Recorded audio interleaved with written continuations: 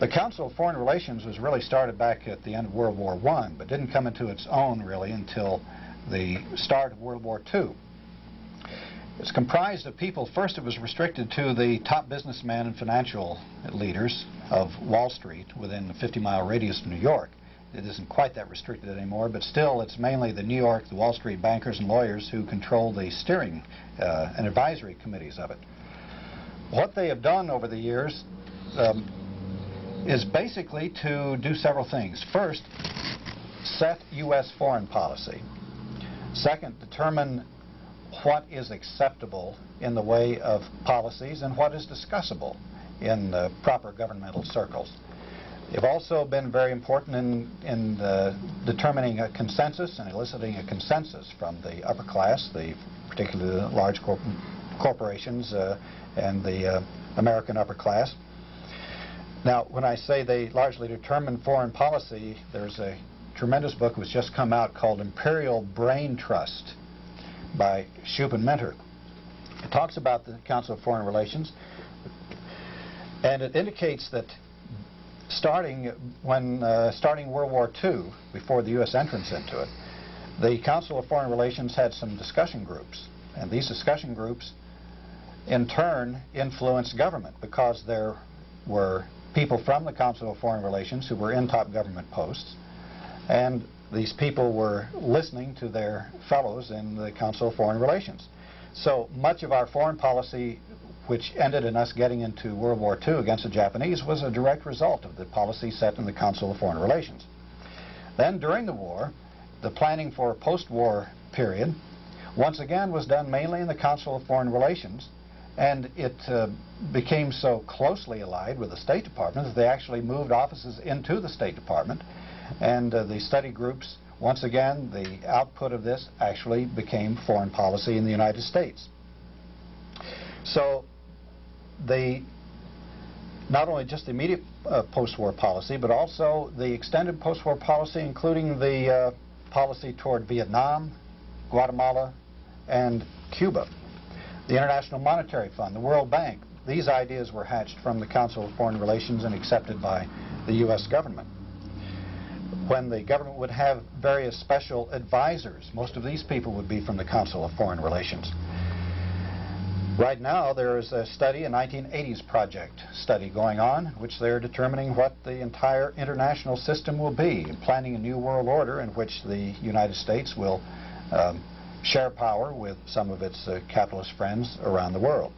So the fact of having this tremendous concentration of economic and political power centered around the Rockefellers and their various corporations and groups makes it possible to have something of a unified thrust in foreign and dimension policy that wouldn't be possible without this form of organization that's made possible by their concentrations of power. And it makes it much easier for them to plan.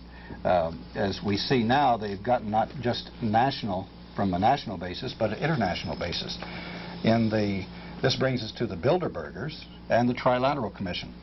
Now, the Bilderbergers is a super secret organization which includes not only the top U.S. industrialists and financial people, but also their counterparts in the Western capitalist world, particularly the NATO countries.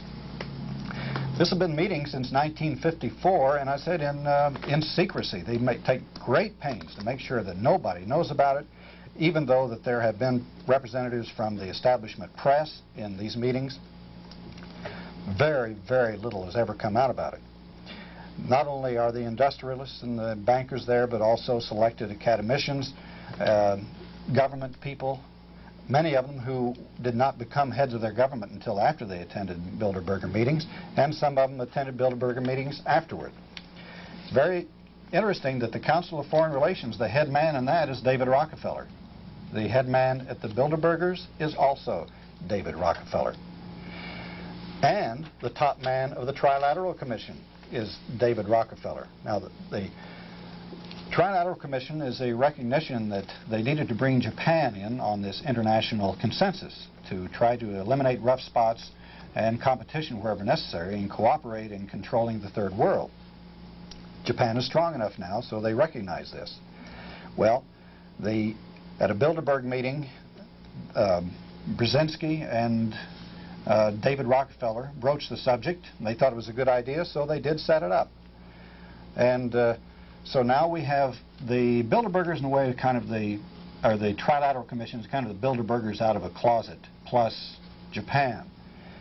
Perhaps the most blatant power play has been the selection of Carter to be President of the United States. He was a Trilateral Commissioner, so is the Vice President. And as we show here, 24 members, at least 24 members of the Carter Cabinet are from the Trilateral Commission, which shows that they're not just kind of sitting in the background and letting their representatives run the government like they did several years ago. But as you know, there is a growing disrespect for government and for churches and for schools, the news media, and other institutions. This is not a message of happiness or reassurance, but it is the truth, and it is a warning. These changes did not happen overnight. They've come upon us gradually over the last generation. Years that were filled with shocks and tragedy.